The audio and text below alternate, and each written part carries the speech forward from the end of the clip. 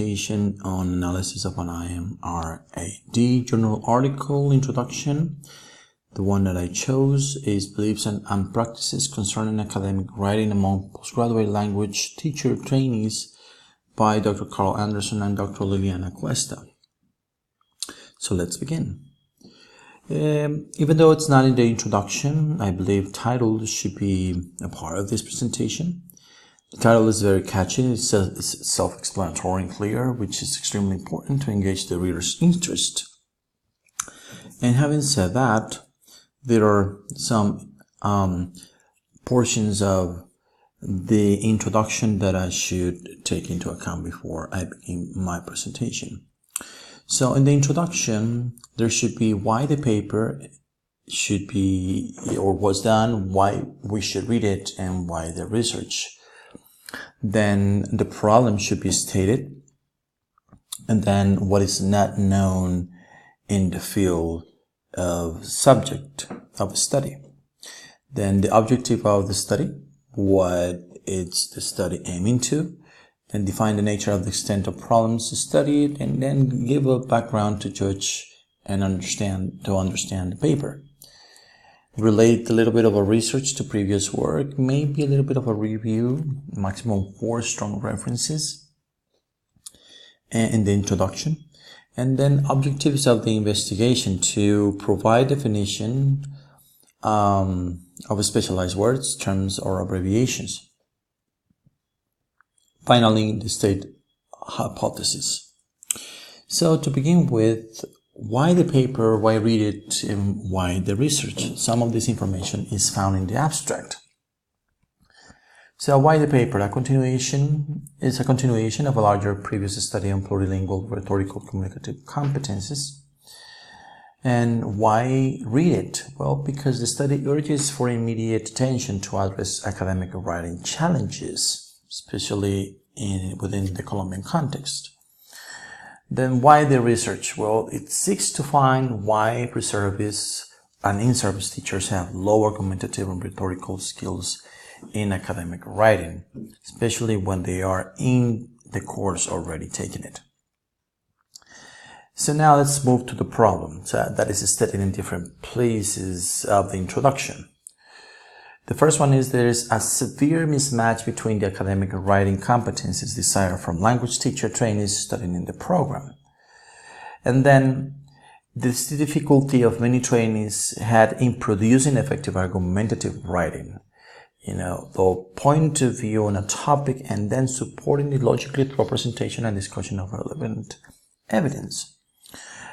And the last one will be teachers with these trainees, pre-service and in-service teachers with weak academic writing competence may well have trouble fostering then this kind of a strong academic writing competences in their students. Let's move on. So what is not known? What is not known? The reasons why then English teachers trainees in a postgraduate programs have weak high order thinking skills or rhetorical and academic writing. This is very clear. The reason it's then the beliefs and practices of prior training in academic writing is lacking in Colombia. Why? It's believed that these practices in academic writing is they don't have preparation prior to go into tertiary level education. And if this low high order thinking skills level is also located in the native language in Spanish. So the objective of the study. Well, the objective of the study is precisely the needs analysis stages on which the present paper reports that had the objective of identifying the beliefs and practices concerning academic writing of adult bilingual in the native language and the second language in service English language teacher trainees in a postgraduate program at a private university in Colombia. So what's the background to judge and understand the paper?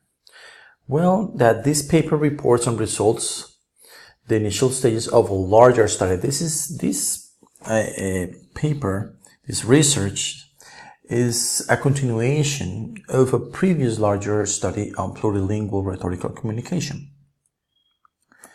And what is the relation? What does it relate in the research to previous work as in the literature review?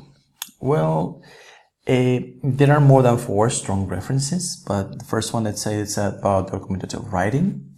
That is considered pedagogical itself, and it's been a common thing from Western education, according to Anderson, Bloom, and First and Cradle.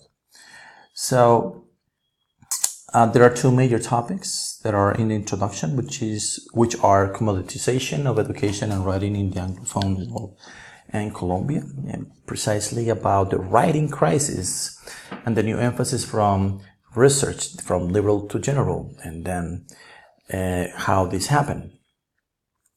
And the second part will be the previous work on L2, which will be English in academic and rhetorical writing, moving from linguistic hegemony to English importance in all areas, from Highland to Brattle.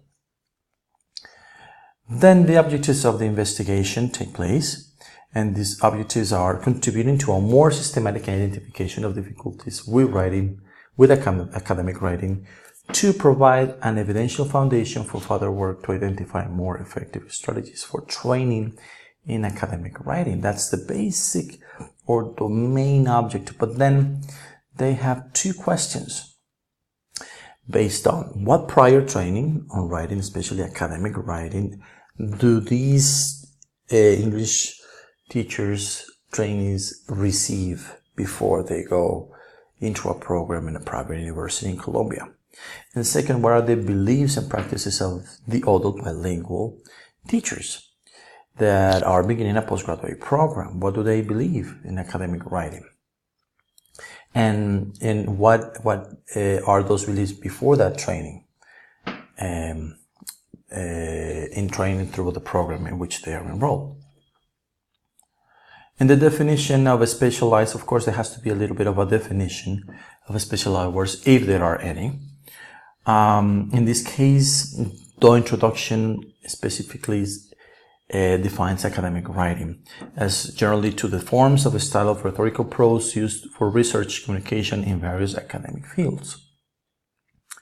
And finally, the state of the hypothesis. I inferenced the hypothesis, which is that there is a pre-existing belief, or there are pre-existing beliefs about academic writing, and these pre-existing beliefs are a deep obstacle towards the development of argumentative and rhetorical skills in reading and writing at the tertiary level, and that specifically is also in their native language L1.